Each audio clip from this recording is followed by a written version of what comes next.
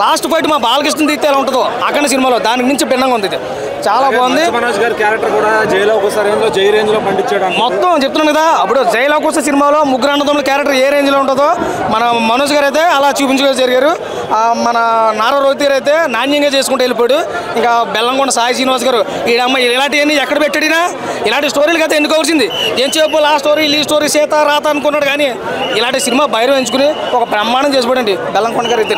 చాలా బాగుంది. Out of 5 rating cinema ఖచ్చితంగా బాగుందండి. చాలా బాగుంది. బాగుందండి. బాగా యాక్ట్ చేశారండి. మంచి మనోజ్ ముగ్గురు బాగుందండి. బాగా యాక్ట్ చేశారు.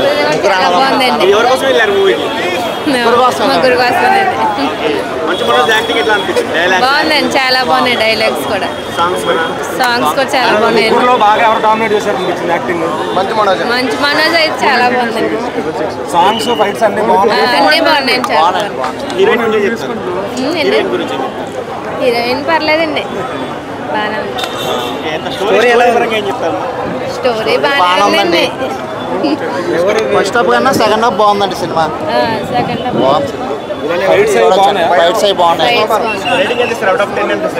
7 ఇస్తాం.